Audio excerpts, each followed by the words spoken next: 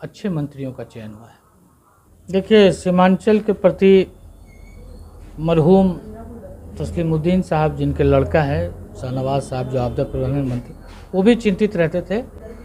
और ये इलाका सैलाबज़दा इलाका है, बाढ़ प्रभावित क्षेत्र है।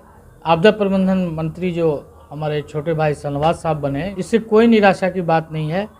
हम लोग संघर्ष किए हैं, राजनीति में संघर्ष से आए हैं और शुरू से संघर्ष कर रहे हैं। देखिए, भाजपा जन विरोधी सरकार थी। नमस्कार, मैं हूं आसिक मुस्तफ़ा और आप देख रहे हैं से 24 लाइव। इस वक्त मैं मौजूद हूं बायसी विधायक के दफ्तर में। आप हमारे पीछे देख रहे होंगे तस्वीर, ये तस्वीर अब बदल चुकी है। इससे पिछली बार जब हम यहाँ पहुँचे थे तो यहाँ पर कोई और झंडा था, झंडे का रंग भी बदला। और ज़रूरी बात जो और ज़रूरी है कि बिहार में सरकार की बयार भी बदली। अब तक बिहार में सरकार भाजपा के गठबंधन के साथ नीतीश कुमार जी चला रहे। मुख्यमंत्री अभी नीतीश कुमार है, लेकिन सरकार का प्रारूप बदल चुका है। अब राजद के समर्थन से सरकार चल रही है और साथ ही साथ कुछ ही दिनों पहले मंत्रिमंडल का भी गठन हो चुका है। तो इस बारे में बात करने के लिए हम सैयद रुकनुद्दीन साहब के पास पहुँचे हैं और उनसे पूछेंगे कि मंत्रिमंडल के गठन पर उनकी पहली प्रक्रिया क्या है। आपकी पहली प्रक्रिया मंत्रिमंडल के गठन पर? सबसे पहले महागठबंधन की सरकार बनने के लिए हम अपने राज्य के माननीय मुख्यमंत्री श्री नीतीश कुमार जी, माननीय उप मुख्यमंत्री श्री तेजस्वी प्रसाद यादव जी को बधाई देते हैं। मंत्रिमंडल का विस्तार उन दोनों हमारे जो माननीय नेता हैं, उनके विचार विमर्श के बाद हुआ है। इसमें सब चीज़ का ख्याल रखा गया है और अच्छे मंत्रियों का चयन हुआ है। चलिए, मंत्रिमंडल के गठन पर इनका कहना है कि अच्छे मंत्रियों का चयन हुआ है। मैं आपको बता दूं कि 4 विधायक जो MIM छोड़कर राजद में गए थे, जिसमें रुकनुद्दीन जी भी शामिल थे, उसमें से शहनवाज अहमद को आपदा प्रबंधन का मंत्रालय दिया गया है। हर कोई जानता है कि सीमांचल क्षेत्र बाढ़ से ग्रस्त है, तो उनके आपदा प्रबंधन मंत्री बनने से इस क्षेत्र की जनता को क्या फ़ायदा होगा, किस तरह से आप चारों लोगों के और ख़ास करके राजद की अब सीमांचल को लेकर क्या कोई नई नीति बनी है, क्या होगा आगे सीमांचल के लिए? देखिए, सीमांचल के प्रति मरहूम तस्लीमुद्दीन साहब, जिनके लड़का है शाहनवाज साहब, जो आपदा प्रबंधन मंत्री, वो भी चिंतित रहते थे। और ये इलाका सैलाबज़दा इलाका है, बाढ़ प्रभावित क्षेत्र है। बड़ी बड़ी नदियाँ महानंदा, कनकई, पनार, आपको परवान,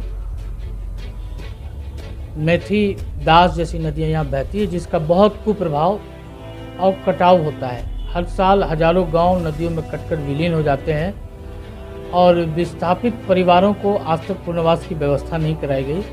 महागठबंधन की सरकार बनने के बाद और हमारे आपदा प्रबंधन मंत्री जो हमारे छोटे भाई शाहनवाज साहब बने हैं, इनसे बहुत उम्मीदें वाबस्ता है सीमांचल के लोगों को कि इनके बनने पर यहाँ कुछ जो आपदा से संबंधित गांव है और आपदा से संबंधित लोग हैं, उन्हें कुछ राहत मिलेगी।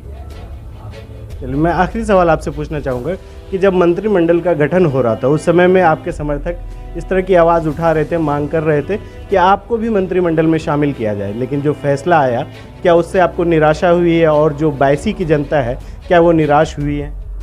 देखिए, मंत्रिमंडल का विस्तार जो होता है वो हमारे उच्च नेतृत्व द्वारा किया जाता है। इससे कोई निराशा की बात नहीं है। हम लोग संघर्ष किए हैं, राजनीति में संघर्ष से आए हैं और शुरू से संघर्ष कर रहे हैं। और 2000 में हमारी राजनीतिक शुरुआत हुई थी। मैं पहले भी विधायक था, अब भी विधायक हूँ, लेकिन उच्च नेतृत्व का जो फैसला है, आलाकमान को जो फैसला, वो सभी लोग मान रहे हैं और इससे किसी को कोई मलाल नहीं है। क्षेत्र में भी इस टाइप की कोई बात नहीं है, क्योंकि सीमांचल में मंत्री बने हैं और उनसे हम लोग उम्मीद करेंगे कि सीमांचल में जो जितने ज़िले हैं, जो ज़िला बाढ़ से प्रभावित है, सुखाड़ से प्रभावित है, उन पर प्राथमिकता के आधार पर वो कार्य करें। हम लोगों का भी समर्थन और सहयोग उनको प्राप्त होगा। चलिए, आखिरी सवाल, बस एक आखिरी सवाल के साथ मैं आपको छोड़ना चाहूँगा। आप अभी कह रहे थे कि आपकी राजनीति हमेशा से संघर्ष में की रही है और सच्चाई है कि जब भी आप विधायक बने हैं तो कहीं ना कहीं से विपक्ष के साथ ही रहें तो संघर्ष वहाँ ज़्यादा होता है, लेकिन अब आप सरकार के साथ हैं तो अब लोगों की उम्मीदें आपके ऊपर बढ़ जाएंगी और आपकी जिम्मेदारियां भी इतनी है कि उसे अब यहाँ से आगे का सफ़र कैसा होगा, जो बाकी 2.5 साल 3 साल बचे हैं, इसका सफ़र कैसा होगा, क्योंकि अब आप जो पार्टी राज करने वाली, सत्ता में जो पार्टी है, उस पार्टी के साथ। देखिए, भाजपा जन विरोधी सरकार थी। महागठबंधन की जो सरकार बनी है, इससे पूरे बिहार के लोगों को उम्मीदें वाबस्ता है और हम लोग सत्ता में भी आए हैं तो जन संघर्ष जारी रहेगा और जनता के काम को सत्ता में भी रह के प्राथमिकता के आधार पर हम लोग कराएंगे। बहुत बहुत धन्यवाद। ये थे हमारे साथ बायसी के विधायक सैयद रुकनुद्दीन अहमद, जो कह रहे हैं कि संघर्ष इनका जारी रहेगा और क्षेत्र की जनता के लिए जो कुछ करना होगा सरकार से मिलकर सहयोग कर जनता के लिए सारे कदम उठाए जाएंगे। लोगों की उम्मीदें इनसे बनी रहेंगी और कितना उम्मीद पर खरे उतरते हैं ये देखना जनता का काम है और हमारा काम है सवाल पूछना, जो हम लगातार पूछते रहेंगे। देखते रहिए Say24 लाइव, वासिक मुस्तफा के साथ। अब हर खबर पर होगी हमारी नजर, पल पल बदलती देश और दुनिया की हर खबर पाइए सीधा अपने मोबाइल पर। ऐसी ही खबरों के लिए करें Say24 लाइव को सब्सक्राइब, साथ ही साथ दिए गए बेल आइकन को भी दबाएं। Thank you.